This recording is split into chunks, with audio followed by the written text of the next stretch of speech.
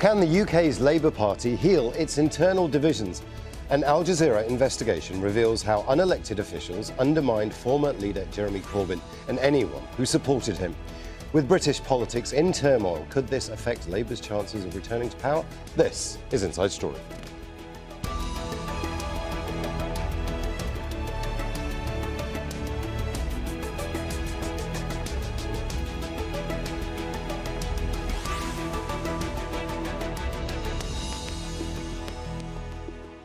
Hello and welcome to the programme. I'm Imran Khan. An Al Jazeera investigation has exposed accusations of dirty tricks and manipulation within the UK's opposition Labour Party. Hundreds of thousands of internal documents, emails and social media messages have been revealed in one of the biggest leaks in British political history. The first of a three-part series reveals how Labour's own bureaucrats undermined former leader Jeremy Corbyn, who was in charge from 2015 to 2020. His far-left socialist policies galvanised younger voters. Party membership doubled, but the leaked documents show party managers silencing, discrediting and expelling Corbyn supporters. Some former members spoke to Al Jazeera's investigative unit, revealing more of Labour's inner workings. Saying who can be a candidate, saying who can be a member, then you control the body politic of one of the major parties in this country. And I found that is undemocratic. Basically, it's a coup by a group of people to take over one of the major political parties in Britain. The files obtained by Al Jazeera contain Labour's disciplinary records from 1998 to 2021. They show how several of Corbyn's supporters were smeared by fellow party members and supporters with false accusations of abusive behaviour, which included homophobia and anti-Semitism, with the intention to have them either suspended or expelled. And in 2019, Corbyn resigned as leader after the party lost the general election. Now, he was eventually replaced by Keir Starmer, Britain's former Director of Public Prosecutions. The documentaries are being released as Labour holds its annual conference in Liverpool from Sunday. Opinion polls suggest the party could win a general election against the governing Conservatives.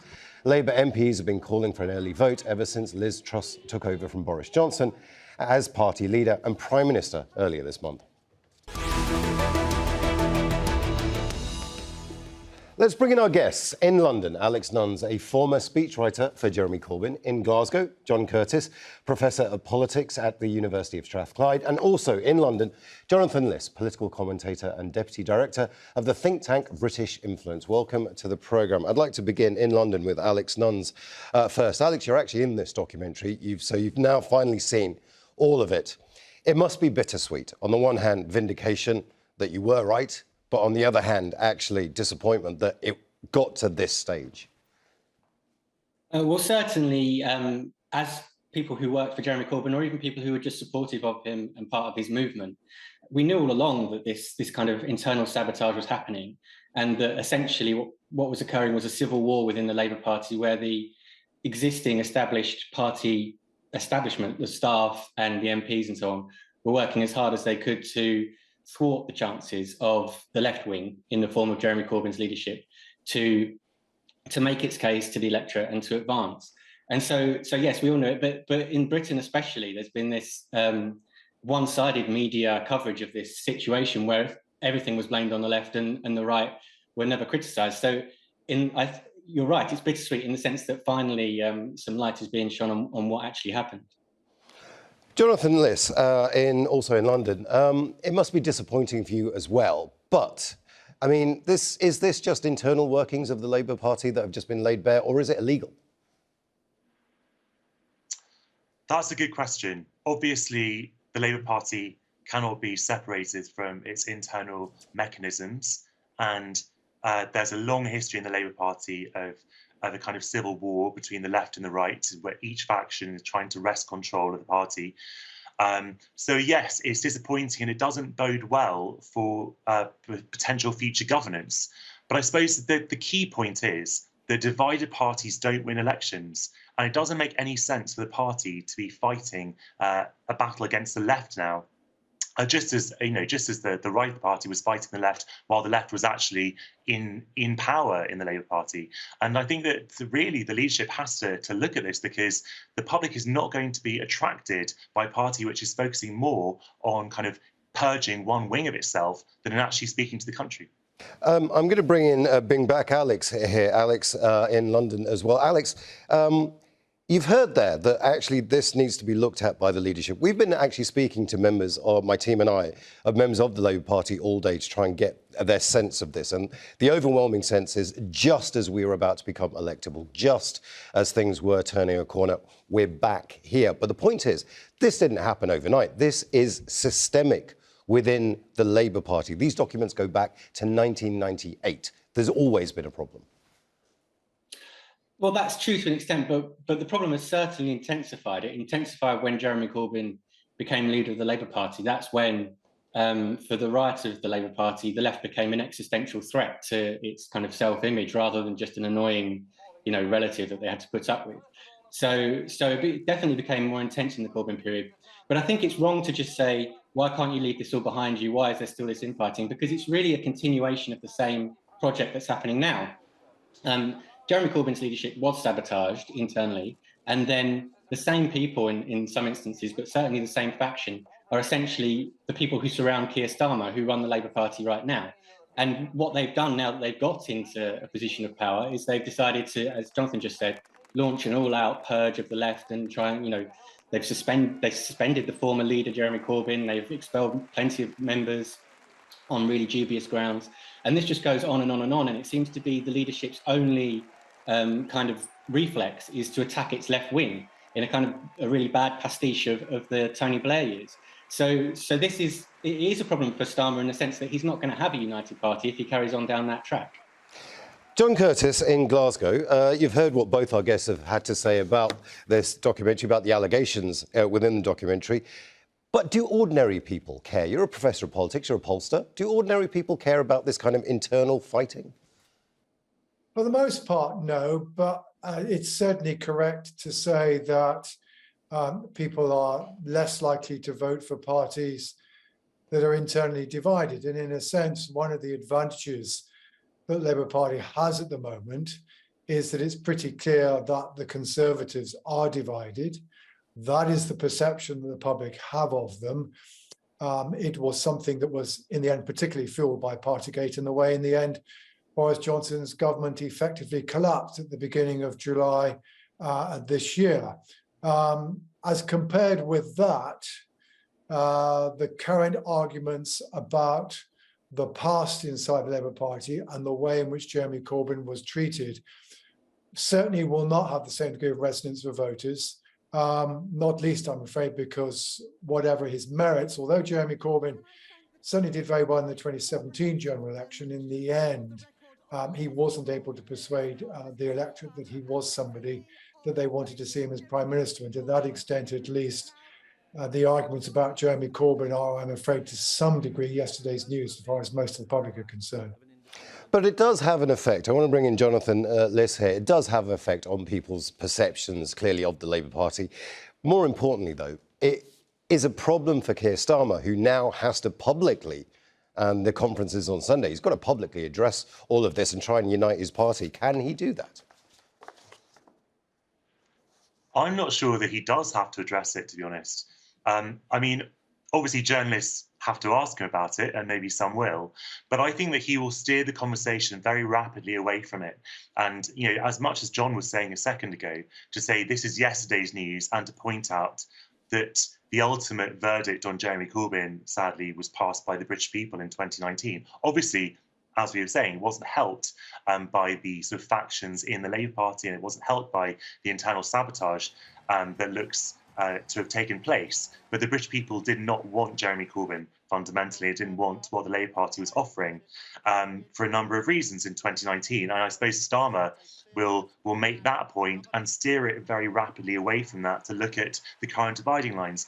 And I think the point is that his job has actually become a lot easier in the last couple of weeks, because when Johnson was Prime Minister, and Johnson was obviously very unpopular at the end, but Starmer's main lines of attack against Johnson were first of all on competence and then on character. But now Truss has become Prime Minister, Liz Truss, and has completely transformed the Tory party agenda to make far clearer lines, dividing lines between the Tories and Labour, similar in a sense, because of the Labour Party and Tory party both now moved to the right. So we have a similar kind of gap between the two parties that we had a few years ago. And that will make it far easier for Starmer, because now he has a political dividing line and he can talk much more about policies. And even though Labour is to the right now, it's still much further to the left than the Tory party under Liz Truss. I think the public will be more prepared to forgive him for that. I think actually, Alex, in London as well, Jonathan Liss has actually put out a strategy, probably unintentionally, but it's quite a decent strategy. Let's just avoid that. Let's focus on the Tory party. Let's forget any internal Labour Party workings. But there are going to be a lot of angry Labour Party members, certainly ones we've spoken to, who want a clean house. They want reform. That's going to have an impact. Well, there will be. Yeah, there will be. But I think at the conference, they'll probably keep it off the agenda if they can. I mean, I agree that publicly, the Labour Party will say, well, this is all in the past and let's move forward and so on and so forth. But actually, it does still present practical problems for Keir Starmer going forwards. I also agree that the Conservatives are trying to make it as easy as possible for Starmer by basically trying to rerun, Thatcherism from the 80s, which gives Labour a lot of space. But the trouble for Starmer practically is that a lot of the Labour Party membership are disaffected. A third of party members have left under Starmer, have resigned their membership or been kicked out. Those tend to be the people who will go around and deliver leaflets and knock on doors and all that kind of thing. The party's really in a difficult financial situation because it's lost membership money from all these ex-members. Also because it's got a kind of tetchy relationship with the trade unions, who are traditionally the biggest funders of Labour, but who are basically saying, we're going to withhold our money. And there aren't the big rich donors coming back in to fund the party that there were in the Tony Blair era. So it's not just a political problem for Starmer, where I agree that the Conservatives have made it much easier for him than it would otherwise have been if Boris Johnson had been in place and still successful as he was previously. But it's also a practical problem about the running of the party and the makeup of the party and the morale of the party. John Curtice, it seems to me that the natural order of things in Britain is either centre-right or centre-left. That's kind of where we've been mostly, although there aren't extremes of that when under Thatcherism, as we just mentioned, and perhaps now even with Liz Truss. But Jeremy Corbyn was always going to be unelectable. So people working within his own party to actually try and bring him down were actually trying to do the party a favour. That's one spin, right? Well, that certainly will be the view of those who were engaged in trying to bring him down. Although I think in truth, we should remember that, it's that quite remarkably. Jeremy Corbyn in the 2017 election is probably the first party leader that I'm aware of who, having been unpopular with the public, actually managed to considerably improve his popularity during that election. His problem, of course, in the end, is that what he wasn't able to do was to provide his party with adequately clear direction on the issue of Brexit in the 2019 general election. In contrast, Boris Johnson did provide his party with a very clear direction on that issue. And therefore, as a result, the limitations of Jeremy Corbyn's abilities as a leader were exemplified. And also because, to some degree, some of the things that made some traditional Labour voters unhappy about the Labour Party and about Jeremy Corbyn tied in with their rather more socially conservative views that led them to vote Leave. So, to that extent, at least, Jeremy Corbyn, to some degree, had the difficulty of being party leader at a particularly difficult time. But again, equally, now what one should bear in mind, it's worth bearing in mind, this will be the first Labour Party conference since 2017, since Jeremy Corbyn did relatively well in the 2017 election. The Labour Party has come together for its annual conference when it's actually been ahead in the opinion polls. And there's one thing that we do know about party leadership is that party leaders tend to be relatively strong when their parties are doing well in the poll, and tend to be relatively weak when the converse is true. So probably, despite all the mutterings about Sir Keir Starmer, despite the fact that it's perfectly clear, while he is somebody whom the public can imagine as Prime Minister, they don't necessarily have enthusiasm in the way that, for example, certainly a section of the electorate had for Jeremy Corbyn, though not a majority. Despite that, because now Labour does enjoy quite a substantial lead, there isn't much sign of a bounce for the new Prime Minister, Liz Truss. He will actually, in some senses, have more authority, I suspect, at this conference than he has done at the previous ones that he's been presiding over as leader. Jonathan Liss is a very interesting point, isn't it? Here you've got a man that people can imagine being Prime Minister, Keir Starmer, but he's also got a party that he's got to bring together somehow. And that is now has to be the focus. All of this comes out. It's going to give people a talking point. This is the next year for him, surely. This is a distraction that's going to consume the Labour Party and Keir Starmer's leadership for the next year at least.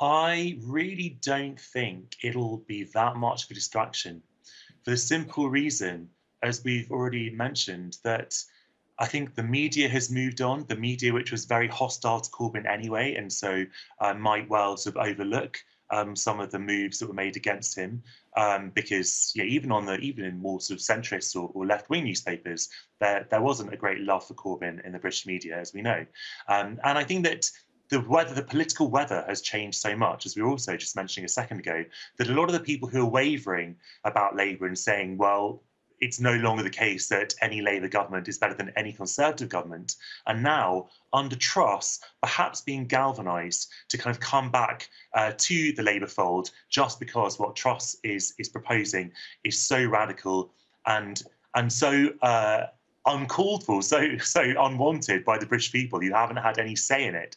And I think that has really made, as Alex was saying, that's really made Starmer's job a lot easier. And it will mean that this kind of disaffection becomes much less of a political issue for him, because a lot of the Labour members who might be furious with him and might also be very resentful about the fact that he broke so many of his leadership pledges in 2020 while he was campaigning to become Labour leader, and then kind of ditched almost all of those pledges. They might sort of rally to him because they know that what he is offering is a lot better, not radical, nothing like as progressive as what Corbyn was offering, but much better than anything that could come from Liz Truss.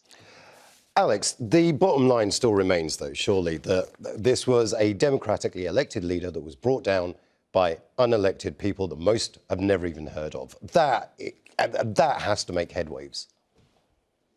Well, I think the key point is in all of this is that in this civil war within the Labour Party, one side, Jeremy Corbyn's side, had democratic legitimacy. He was elected with large majorities within the party.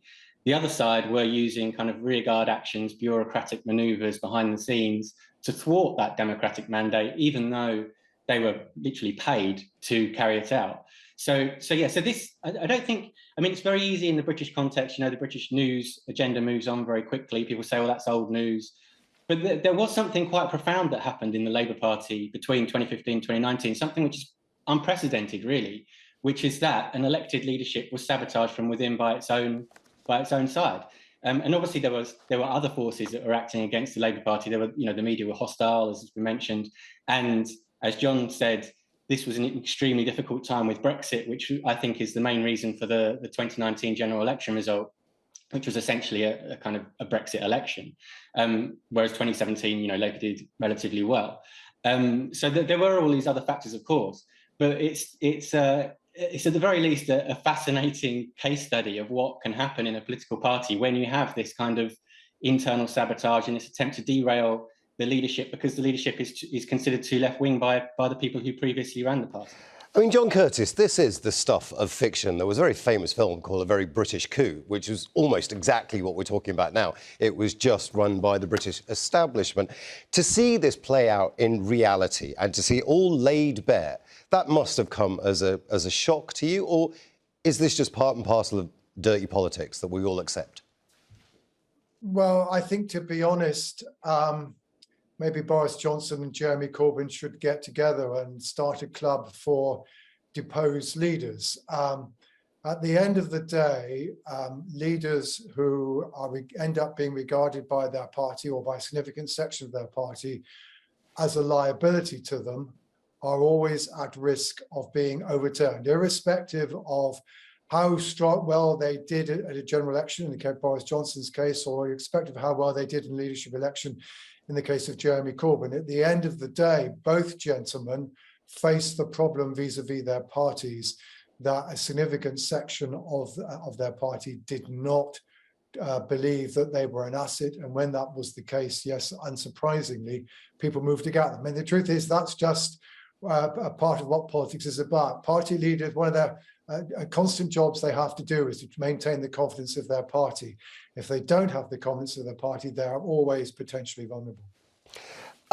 Jonathan Liss, it's often been said of the Republican Party in the US that it actually should be 6 different parties because of the internal divisions. We've been talking a lot with all our guests about the idea that this is the hard left versus the hard right. There were divisions within the Labour Party itself. Is it time to actually split the Labour Party? Because this doesn't seem to be doing the Labour Party any favours, having this internal, almost constant infighting. The bottom line is that the Labour Party is the only vehicle for progressive government in the United Kingdom. That is a result of our electoral system, first past the post, which requires 50%, or not even 50%, a majority of 1 in each constituency that has no kind of proportionality to it whatsoever. If you had a proportional representation system, then I agree there would be very good grounds to split the Labour Party into sort of different shades of left-wing opinion, and then the public could decide which one of those shades it wanted, and then you'd have a formal coalition between the different factions to form a new government. That is extremely normal around the world. We don't have that system, and until we do, then there is no option but for the Labour Party to group together, because if it doesn't, if there's a splintering, a split, and we have seen splits in the Labour Party before, obviously in 1981, when several high-profile MPs split away to form the Social Democratic Party, which then merged with the Liberals. And also, to a lesser extent, in 2019, when some disaffected MPs broke off and formed the Change UK party, which wasn't nearly as successful. You have had breakups, and that has always benefited the Conservative Party, which has managed to stay extremely united in a very successful right-wing force, which doesn't have any rivals on the right. The Labour Party is always going to have rivals on the left, such as the Liberal Democrats, depending on where they are at any given time, and the Green Party. So it's always going to be harder for the Labour Party, and particularly now when the Tories are redrawing the electoral boundaries to make it easier for Tory MPs to be elected. That rule will come in before the next election. So the Labour Party really needs to coalesce, and that is why Starmer needs to stop purging the right and extend olive branches, because without the left and without those activists, as Alex was saying, it's going to be much harder to win the election. Alex Nunns, have you actually spoken to Jeremy Corbyn since all of this came out? Well, I haven't spoken to him yesterday or today, but I have spoken to him very recently when we knew it was coming out. So yes, but I don't think it's a great surprise to him. I mean, I worked for Jeremy in the Labour Party at the time, and this stuff was known that it was going on. It's just that it was very difficult. It actually wasn't in our interest at the time to expose it, because it would have just made the Labour Party look like a hopelessly divided, infighting bunch of, rabble, basically. So it was never, frustratingly, even though we knew this stuff was happening, it was never in our interest to say, look, what's going on. So now this stuff is coming out. It's good to have it finally confirmed. But I do think that something has changed within the Labour Party that makes it different from those other historical examples that Jonathan was just talking about. In that there is now, since Jeremy Corbyn's leadership, I think the right of the Labour Party view the left as an existential threat to them. They think that the left is a genuine threat now, and they want to get rid of us. I think what's happening is that there is an attempt to really push the left out for good, to exterminate the left. Suspending Jeremy Corbyn, the former leader, was a very bold step. It wasn't something they did lightly, and all the other actions have been in keeping with that. And so I think that even though I actually believe that this is detrimental to the Labour Party and damaging, I think those people around Keir Starmer don't care about that, and I think they're going to try and do it anyway. And I do think that it will have long-term consequences for the Labour Party. It may well be that they can beat Liz Truss in a general election amid a cost of living crisis where everybody's livelihood is suffering. I mean, that's very possible. But in the long term, we've got plenty of examples from Europe of social democratic parties that essentially were hollowed out, left without activists, left without a social base, that then collapsed. So I think long term, this is quite worrying for the Labour Party. I want to thank all our guests, Alex Nunns, John Curtice and Jonathan Liss. And I want to thank you as well for watching. Now, you can see the programme again anytime by visiting our website, aljazeera.com. And for further discussion, it's our Facebook page. That's facebook.com/AJ Inside Story. And you can also join the conversation on Twitter. We are at AJ Inside Story. From me, Imran Khan, and the whole team here, bye for now.